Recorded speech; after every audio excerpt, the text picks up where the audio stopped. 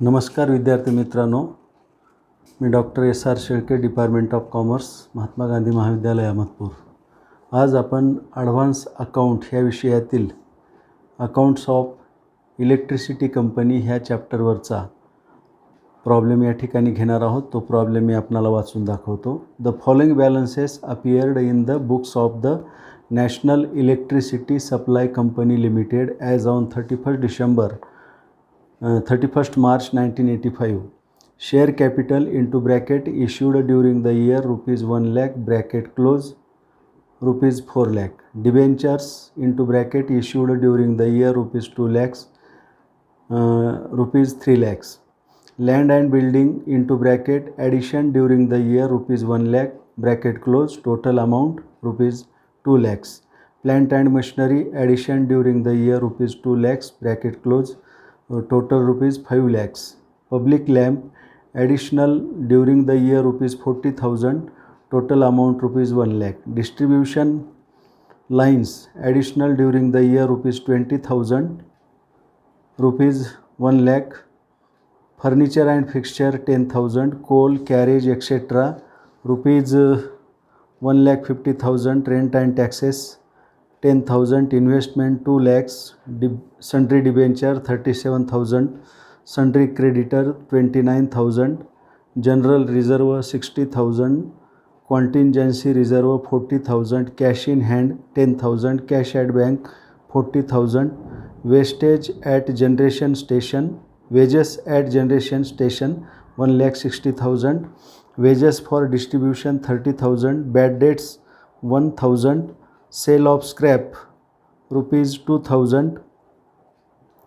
Depreciation fund 1 lakh. Oil waste etc. for generation station 50,000. Law charges 5,000. Expenses on public lighting 22,000. Interest on debenture 16,000.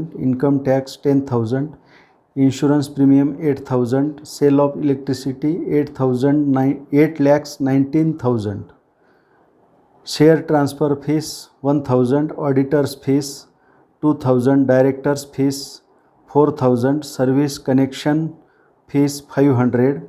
Salary of staff generation 60,000. Distribution 20,000. Office 10,000. Repair and maintenance generation 3,000. Distribution 2,000. General office expenses 16,000. Meter rent 4,500. Interest on investment 10,000.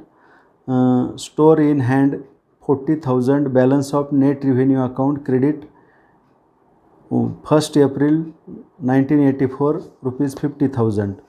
Further information: charge depreciation on opening balance at 5% on land and building, 7.5% on plant and machinery, and 10% on public lamp, distribution line and furniture. Number 2, sale of electricity consists of sale for public lighting 50,000, sale for power 5,40,000, sale for lighting 2 lakhs, sale under special contract 29,000. Number 3, provide for dividend at 5% on the opening balance of shares capital. Prepare revenue account, net revenue account, capital account and general balance sheet. तर अशा प्रकारचा हा problem आहे. ह्या प्रॉब्लेमचं आपल्याला या ठिकाणी solution करायचं आहे.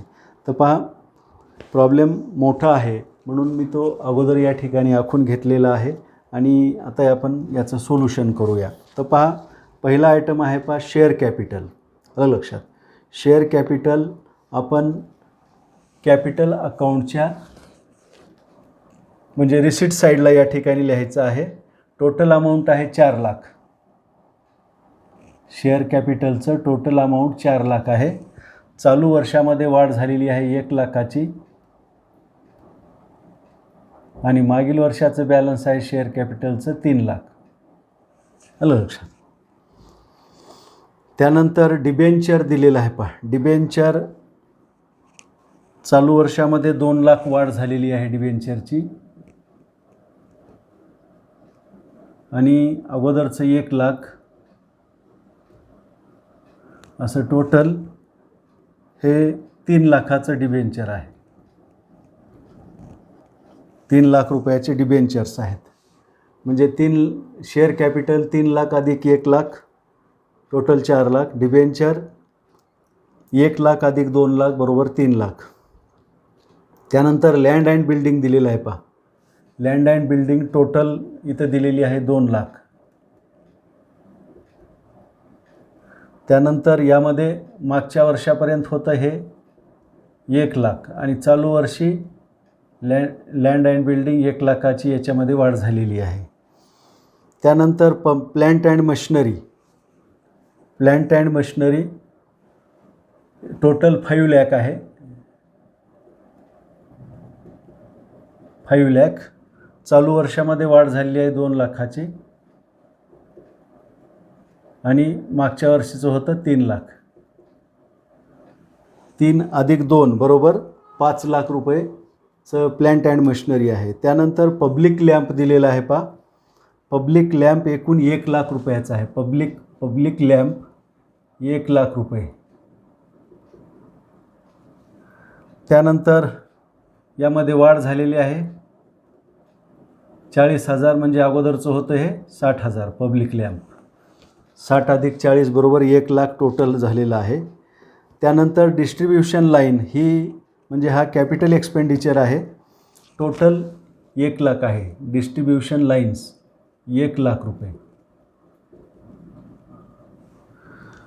तर 20,000 रुपये चालू वर्षामध्ये वाढ झाली. अगोदरचं हे 80,000चं होतं. त्यानंतर फर्निचर अँड फिक्स्चर हे आहे पहा 10,000. म्हणजे 31 मार्च 1984 पर्यंत 10,000चं फर्निचर होतं. चालू वर्षी यामध्ये वाढ नाही, ते 10,000च आहे. अशा पद्धतीने आपण हे या ठिकाणी कॅपिटल अकाउंटला येणारे आयटम घेतलेले आहेत. त्यानंतर coal carriage etcetera. Coal carriage etcetera तर हा आयटम आहे पहा जनरल. कारण इलेक्ट्रिसिटी प्रोड्यूस करण्यासाठी कोळसा वगैरे लागतो, कोल लागते. त्याचा वाहतूक खर्च मिळून ते टोटल आलेलं आहे 1,50,000. तर ते रिव्हेन्यू अकाउंटच्या डेबिट साईडला घ्या. नंबर ए जनरेशन दिलेलं आहे. जनरेशन एक्सपेंडिचरच्या खाली कोल कॅरेज ETC 1,50,000 रुपये. त्यानंतर रेंट अँड टॅक्सेस आहे पहा 10,000 रुपये. तर या ठिकाणी मी लिहिलेलं आहे रेंट अँड टॅक्सेस 10,000. तर हे 10,000 या ठिकाणी लिहून टाका. Rent and taxes 10,000. त्यानंतर इन्व्हेस्टमेंट दिलेलं आहे पहा 2 लाख. इन्व्हेस्टमेंट हे जनरल बॅलन्स शीटच्या असेट साईडला 2 लाख रुपये इन्व्हेस्टमेंट. त्यानंतर सन्ड्री डेटर्स जनरल बॅलन्स शीटच्या असेट साईडला करंट असेट ह्या हेडखाली सन्ड्री डेटर दिलेला आहे 37,000. इथे लिहा 37,000. त्यानंतर sundry creditor general balance sheet liability side current liability and provision ह्या हेडखाली सन्ड्री क्रेडिटर या ठिकाणी दिलेले आहेत. ते आहेत 29,000चे. 29,000. त्यानंतर जनरल रिझर्व दिलेला आहे 60,000. हे जनरल बॅलन्स शीटला घ्यायचं आहे. जनरल रिझर्व किती आहे ते 60,000 रुपये आहे. आलं लक्षात. तर हे लॅबिलिटी साईडला या ठिकाणी रिझर्व अँड सरप्लस या हेडखाली मी इथं जनरल रिझर्व लिहिलेलं आहे ते 60,000 रुपये आउटर कॉलममध्ये लिहून टाकून द्या. त्यानंतर जनरल रिझर्वच्या नंतर कॉन्टिंजन्सी रिझर्व. आता इथंच लिहिले पाहिजे कॉन्टिंजन्सी रिझर्व 2 टिंब डॅश म्हणजे जनरल बॅलन्स शीटच्या लॅबिलिटी साईडला लास्ट इयर बॅलन्स 40,000 रुपये इनर कॉलममध्ये लिहून ठेवा. Last year balance 40,000. चालू वर्षाचं किती येईल ते बघू आपण नंतर. त्यानंतर कॅश इन हँड असेट साईडला जनरल बॅलन्स शीटच्या असेट साईडला कॅश इन हँड दिलेला आहे 10,000 रुपये इथं लिहा. त्यानंतर कॅश ॲट बँक तिथंच त्याच्या खाली लिहायचं आहे. करंट असेटमध्ये कॅश ॲट बँक 40,000. त्यानंतर वेजेस ॲट जनरेशन स्टेशन, म्हणजे ज्या ठिकाणी विद्युत निर्मिती होते त्या ठिकाणी काम करणाऱ्या मजुरांची मजुरी आहे 1,60,000. तर हे 1,60,000 इथं लिहिले पहा, जनरेशनच्या खाली टू वेजेस 1,60,000. त्यानंतर वेजेस फॉर डिस्ट्रीब्युशन, तर या ठिकाणी हे डिस्ट्रीब्युशन एक्सपेंडिचर आहे, नंबर बी दुसऱ्या नंबरला.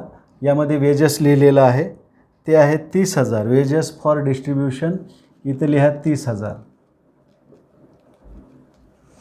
त्यानंतर बॅड डेट्स म्हणजे बुडीत कर्ज. तर आता हे या ठिकाणी आहे पहा, स्पेशल चार्जेसमध्ये bad debts, special charges H number आलेला आहे, स्पेशल चार्जेस याच्या खाली बॅड डेट्स आहे, इथं लिहा 1,000 special charges. Sale of scrap, आता हे सेल ऑफ स्क्रॅप जे आहे ते रिव्हेन्यू अकाउंटच्या क्रेडिट साईडला नंबर सी ऑदर रिव्हेन्यूच्या खाली, ऑदर रिव्हेन्यू ह्या हेडखाली सेल ऑफ स्क्रॅप दिलेला आहे. किती आहे? 2,000 रुपये. ते 2,000 रुपये या ठिकाणी लिहून टाका. त्यानंतर डिप्रिशिएशन फंड 1,00,000 रुपये आहे पहा, डिप्रिशिएशन फंड. तर current liability and provision general balance शीटच्या लॅबिलिटी साईडला दिलेला आहे. इथं हे डिप्रिशिएशन फंड आहे, इथं 1,00,000 रुपये इनर कॉलमला लिहून ठेवा, डिप्रिशिएशन फंड 1,00,000. त्यानंतर oil waste ETC for generation station, म्हणजे ज्या ठिकाणी विद्युत निर्मिती होते त्या ठिकाणी ऑइल वगैरे लागते, ऑइल आणि वेस्ट वगैरे लागते, ते 50,000 रुपये आहे. तर हे पहा, जनरेशन एक्सपेंडिचर या ठिकाणी टू ऑइल वेस्ट एक्सेट्रा किती रुपये? 50,000 रुपये, 50,000 रुपये. त्यानंतर लॉ चार्जेस दिलेले आहेत पहा 5,000. तर मी या ठिकाणी लिहिलेलं आहे law charges number F. Law charges किती आहेत? 5,000. लॉ चार्जेस 5,000 रुपये. त्यानंतर एक्सपेन्सेस ऑन पब्लिक लाईटिंग 22,000. तर एक्सपेन्सेस ऑन पब्लिक लाईटिंग इथं पहा, नंबर सी पब्लिक लाईटिंग दिलेलं आहे. एक्सपेन्सेस ऑन पब्लिक लाईटिंग किती रुपये? 22,000 रुपये, रिव्हेन्यू अकाउंटच्या डेबिट साईडला. त्यानंतर इंटरेस्ट ऑन डिबेंचर. आता हा आयटम म्हणजे इंटरेस्ट ऑन डिबेंचर आपण पेड केलेला आहे, तर नेट रिव्हेन्यू अकाउंटच्या डेबिट साईडला टू इंटरेस्ट ऑन डिबेंचर असं लिहिलेलं आहे मी इथं. 10,000 रुपये लिहा त्याच्यापुढं. नेट रिव्हेन्यू अकाउंटच्या डेबिट साईडला पहिला आयटम इंटरेस्ट ऑन डिबेंचर 10,000. त्यानंतर इन्कम टॅक्स दिलेला आहे पहा, इन्कम टॅक्स आहे 10,000 रुपये. तर हा 10,000 रुपये इन्कम टॅक्स या ठिकाणी लिहा, नेट रिव्हेन्यू अकाउंटच्या डेबिट साईडला टू इन्कम टॅक्स म्हणून या ठिकाणी मी लिहिलेला आहे. तो इन्कम टॅक्स आहे किती? एक मिनिट. इंटरेस्ट ऑन डिबेंचर हे 16,000 आहे आणि इन्कम टॅक्स हा 10,000 आहे. 16,000, 10,000. त्यानंतर इन्शुरन्स प्रीमियम 8,000 रुपये आहे पहा, इन्शुरन्स प्रीमियम 8,000 रुपये. हा कुठे घेणार? इन्शुरन्स प्रीमियम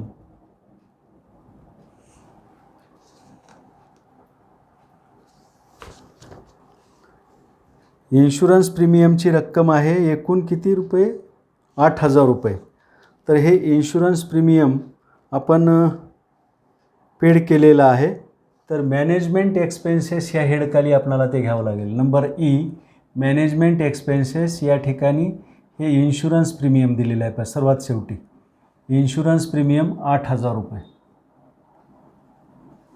त्यानंतर इन्शुरन्स प्रीमियमच्या नंतर सेल ऑफ इलेक्ट्रिसिटी हा उत्पन्नाचा भाग आहे, म्हणून सेल ऑफ इलेक्ट्रिसिटी ह्या हेडखाली sale for public lighting sale of electricity एकूण आहे 8,19,000. आलं लक्षात. टोटल आहे 8,19,000. तर त्याचं बायफर्गेशन केलेलं आहे. पुढं लिहा. पुढं पहा. शेअर ट्रान्सफर फी आहे 1,000 रुपये. हे उत्पन्न आहे. मिसलेनियस रिव्हेन्यूमध्ये पहा.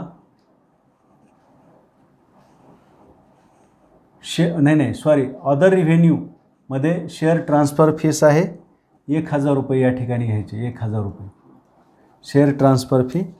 त्यानंतर ऑडिटर फी आणि डायरेक्टर फी हा मॅनेजमेंट एक्सपेंडिचर आहे. E number management expenses. यामध्ये ऑडिटर्स फी आहे पहा 2,000. हे 2,000 इथं लिहितो मी. त्यानंतर डायरेक्टर फीस इथंच लिहायचं आहे मॅनेजमेंटशी संबंधित असल्यामुळे 4,000 रुपये आहे ते. त्यानंतर आहे पहा सर्व्हिस कनेक्शन फी ही आहे एकूण 500 रुपये. आलं लक्षात. सर्व्हिस कनेक्शन फी उत्पन्नाचा भाग आहे.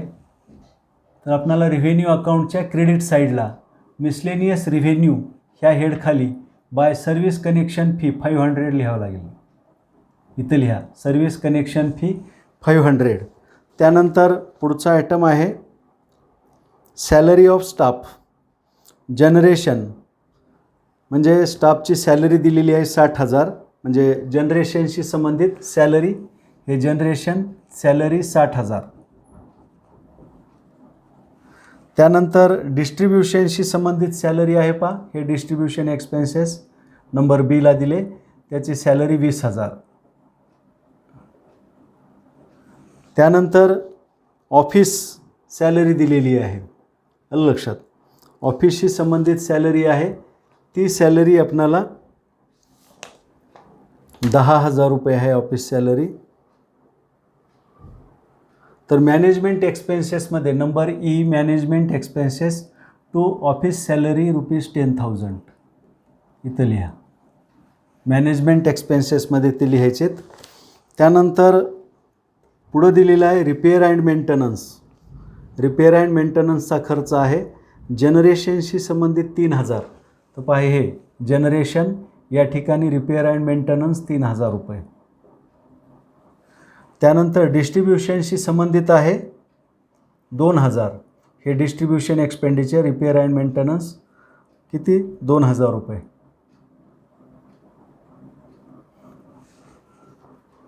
त्यानंतर जनरल ऑफिस एक्सपेन्सेस 16,000. तर हे मॅनेजमेंट एक्सपेन्सेसमध्ये नंबर ई मॅनेजमेंट एक्सपेन्सेसमध्ये जनरल ऑफिस एक्सपेन्सेस किती घेणार 16,000 रुपये. त्यानंतर मीटर रेंट आहे. मीटर रेंट म्हणजे हे उत्पन्न आहे. तर रिव्हेन्यू अकाउंटच्या क्रेडिट साईडला या मीटर रेंट हे पहा miscellaneous revenue from consumer meter rent किती रुपये 4,500 रुपये. मीटर रेंट 4,500 रुपये मिळालेला आहे. त्यानंतर इंटरेस्ट ऑन इन्व्हेस्टमेंट आपल्याला उत्पन्न मिळालेलं आहे. हे आपली इन्व्हेस्टमेंट 2,00,000 रुपयाची आहे. त्याच्यावर 10,000 रुपये व्याज मिळालेलं आहे.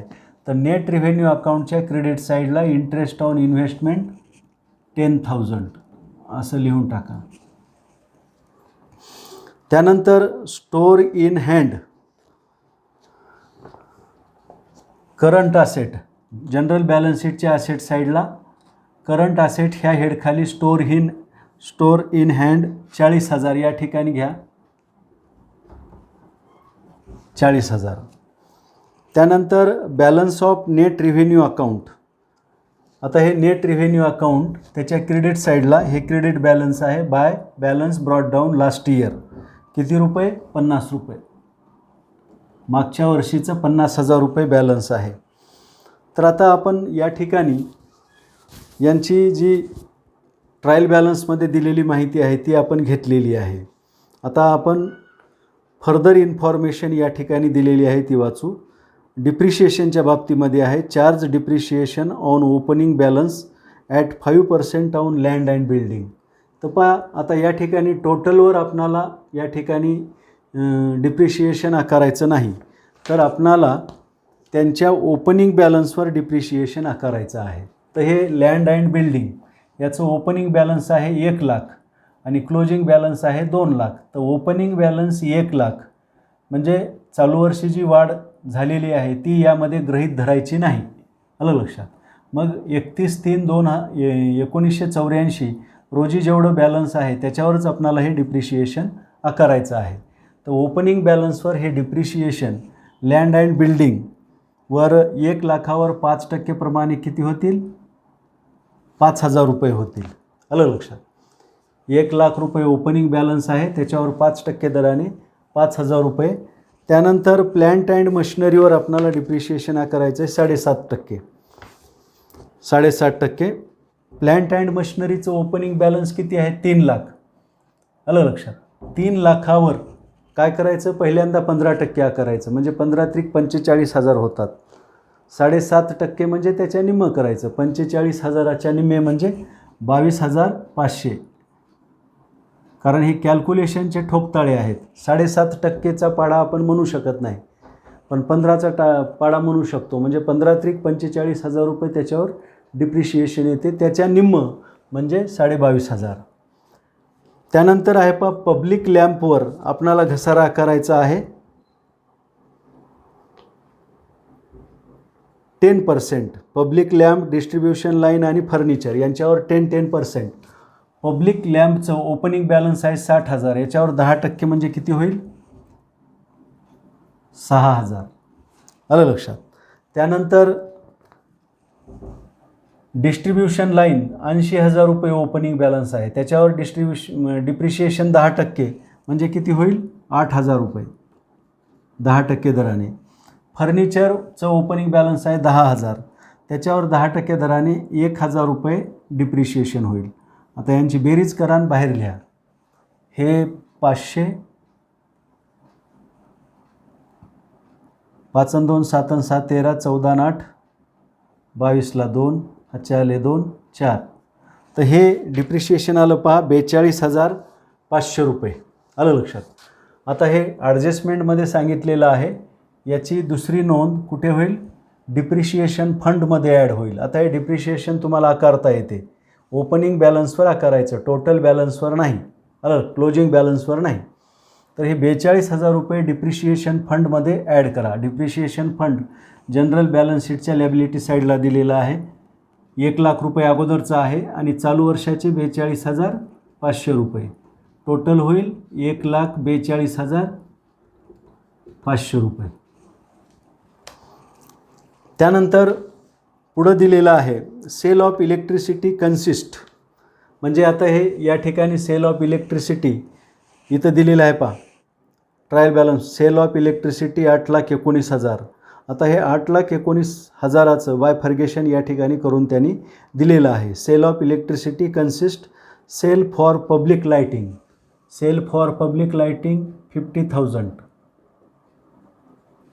त्यानंतर sale for power 5,40,000.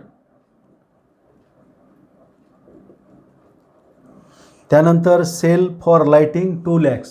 Sale for lighting 2 lakhs. त्यानंतर sale under special contract. Sale under special contract 20,000. आता हे स्पेशल कॉन्ट्रॅक्ट म्हणजे कोणते कॉन्ट्रॅक्ट असतात? समजा एखादा उत्सव असेल, गणपती उत्सव असेल, 10 दिवसासाठी लाईट लागणार आहे, तर असे 10 दिवसासाठी हे कॉन्ट्रॅक्ट केलेले असतात. म्हणजे हे ऑकेजनली असतात. तर अशा पद्धतीने ही टोटल एकूण 8,19,000 रुपये या ठिकाणी म्हणजे हे आहे.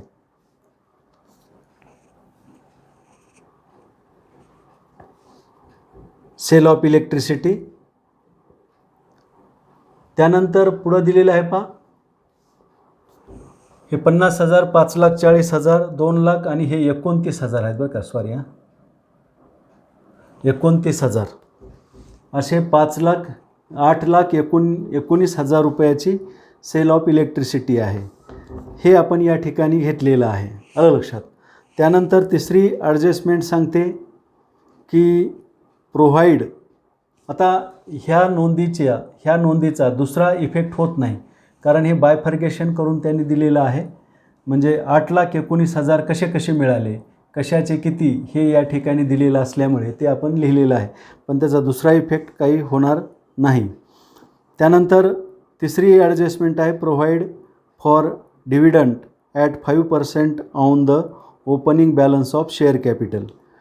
शेअर कॅपिटलचं जे ओपनिंग बॅलन्स आहे त्याच्यावर आपणाला किती टक्के, 5% डिव्हिडंड प्रोपोज करायचा आहे.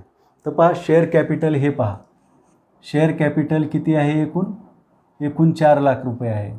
3 लाख अधिक 1 lakh, closing balance 4 lakh, opening balance 3 lakh. 3 लाखावर आपणाला किती, 5% या ठिकाणी प्रोपोज्ड डिव्हिडंड त्या ठिकाणी हे करायचं आहे. तर पहा 3 लाखावर या ठिकाणी हे करतो मी, 3 लाखावर 5% म्हणजे 5 त्रिक 15,000, हे प्रोपोज्ड डिव्हिडंड 15,000 या ठिकाणी घ्या. नेट रिव्हेन्यू अकाउंटच्या डेबिट साईडला भागधारकांना आपण हा डिव्हिडंड देणार आहोत.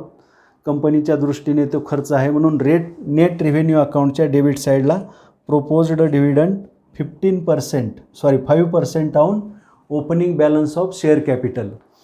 त्यानंतर आता हे प्रोपोज्ड डिव्हिडंडचा जो दुसरा परिणाम आहे, तो दुसरा परिणाम या ठिकाणी आपणाला म्हणजे बॅलन्स शीटच्या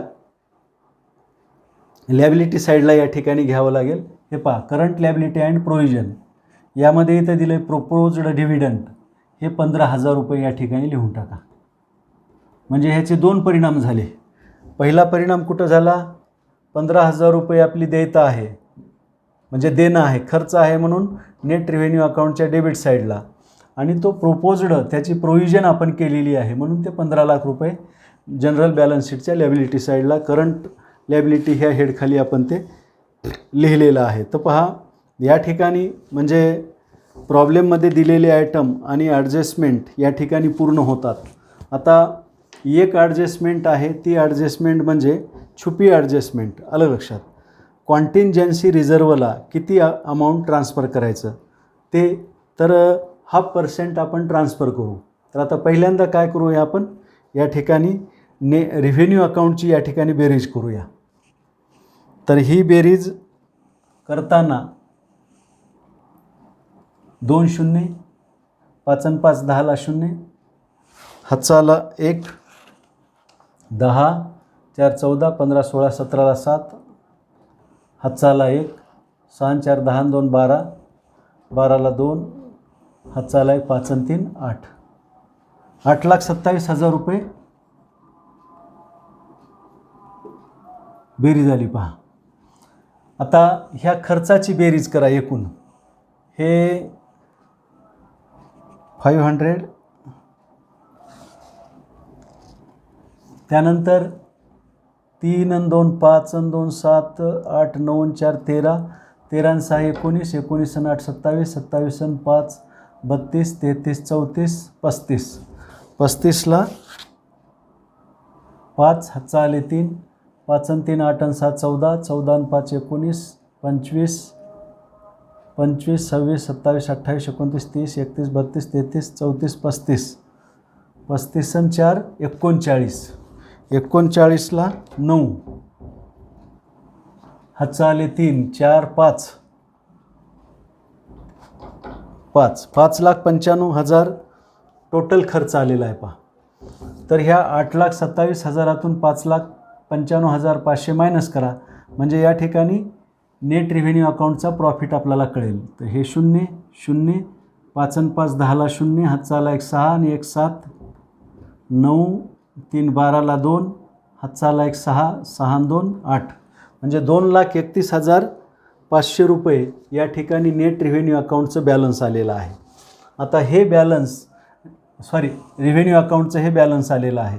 आता हे बॅलन्स नेट रिव्हेन्यू अकाउंटला ट्रान्सफर करा. 2,31,500, 2,31,500 रुपये मी या ठिकाणी लिहिले by balance of revenue account असं लिहिलेलं आहे. 2,31,500 रुपये लिहून टाका. त्यानंतर या ठिकाणी नेट रिव्हेन्यू अकाउंटची बेरीज करा. नेट रिव्हेन्यू अकाउंटची बेरीज करायची आहे आपल्याला. तर ही बेरीज येईल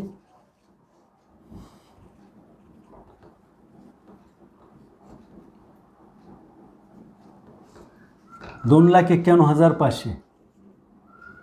2,91,500. तर या ठिकाणचं बॅलन्स जे येईल ते बॅलन्स असं आहे 6 5 11, 11ला 1, हातचाला 1, 2 3 4, 5 4 9 आणि 2 लाख. सॉरी, या ठिकाणी आपण कॉन्टिंजन्सी रिझर्व निर्माण केलेलं नाही. म्हणजे आता आपल्याला कॉन्टिंजन्सी रिझर्व निर्माण करावं लागेल. त्यासाठी काय करा, याची बेरीज करा.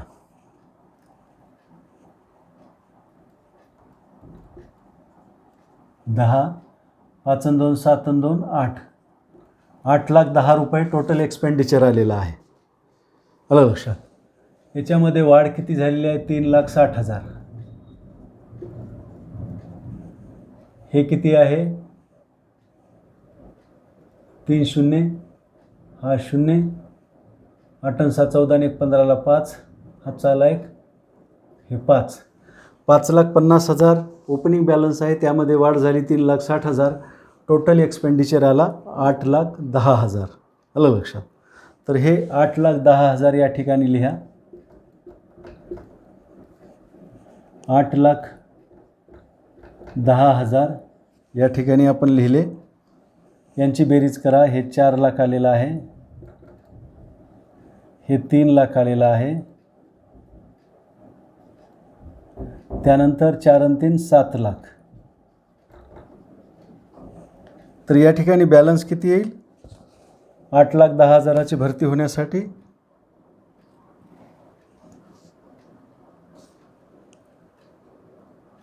हे 9 लाख येईल बरं का. हे 9,10,000 आणि हे 9,10,000, हे पण 9,10,000. तर या ठिकाणी 2,10,000 रुपये बॅलन्स येईल. 2,10,000 रुपये बॅलन्स. 5 आणि 2 7 8 9, 9,10,000 रुपये. 5 आणि 3 8, हे म्हणजे बरोबर 9,10,000 रुपये कॅपिटल अकाउंटची बेरीज झालेली आहे. तर आता आपणाला कॉन्टिंजन्सी रिझर्वला 0.5% अमाऊंट ट्रान्सफर करायचा आहे. तर टोटल एक्सपेंडिचर आहे, कॅपिटल एक्सपेंडिचर 9,10,000. तर ह्या 9,10,000च्या ट्रान्सफर टू कॉन्टिंजंट रिझर्व 0.5% ऑफ 9,10,000. 9,10,000च्या निम्मा टक्के. आलं लक्षात. 0.5% ते येईल पहा 4,550 रुपये. आलं लक्षात. 4,550. तर आता हे 4,550 याचा दुसरा इफेक्ट कुठं होईल?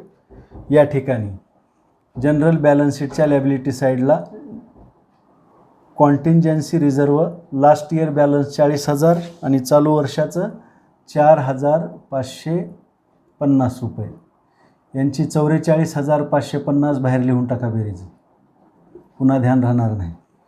त्यानंतर आता बॅलन्स करा. या ठिकाणी हे 0, 5 आणि 5 10ला 0, हातचाला 1 6, 9 आणि 6 15ला 5, हातचाला 1, 7 आणि 5 12, 12 आणि 4 16, 16 आणि 5 21, हातचे आले 2, 3 आणि 2 5, 5 आणि 4 9, 2,45,950 एवढं नेट रिव्हेन्यू अकाउंटचं बॅलन्स आलेलं आहे. 2,45,950. आता हे कुठे ट्रान्सफर करायचं? जनरल बॅलन्स शीटच्या लॅबिलिटी साईडला. जनरल बॅलन्स शीटच्या लॅबिलिटी साईडला म्हणजे नेमकं कुठं? तर पहा, नेट रिव्हेन्यू अकाउंट बॅलन्स या ठिकाणी दिलेला आहे. रिझर्व अँड सरप्लस ह्या हेडखाली नेट रिव्हेन्यू अकाउंट बॅलन्स 2,45,950. 2,45,950 रुपये. आलं लक्षात. 2,45,950 तिथं घेतल्यानंतर आता जनरल बॅलन्स शीटची बेरीज करा. हा 0, 5 आणि 5 10ला 0, हातचा आला 1 10, 10 आणि 5 15, 15 आणि 5 20ला 0, हातचे आले 2, 5 आणि 2 7 आणि 4 11, 11 9 20, 20 आणि 5 25, 25 आणि 2 27ला 7, हातचा आला 1 27ला 7, हातचे आले 2, 4 आणि 2 6, 6 आणि 6 12, 12 आणि 4 16, 17 18 19 20 21 22 23, 23ला 3, हातचे आले 2, 2 आणि 2 4, 4 आणि 1 5, म्हणजे 5,37,000 रुपये जनरल बॅलन्स शीटची या ठिकाणी बेरीज आलेली आहे. इकडची येते का पहा. सॉरी, आपण हे टोटल जे आहे या ठिकाणी 7 लाख रुपये आलं लक्षात. म्हणजे जनरल बॅलन्स शीटला टोटल एक्सपेंडिचर आणि टोटल रिसीट या ठिकाणी घेणं आवश्यक आहे. हे काय टोटल रिसीट आहे 7 लाख, ती या ठिकाणी घ्या 7 लाख. आणि हे 7 आणि 5 किती होईल 12 लाख. 12,37,000 रुपये बेरीज येईल. आणि हे टोटल एक्सपेंडिचर 9,10,000, कॅपिटल एक्सपेंडिचर 9,10,000.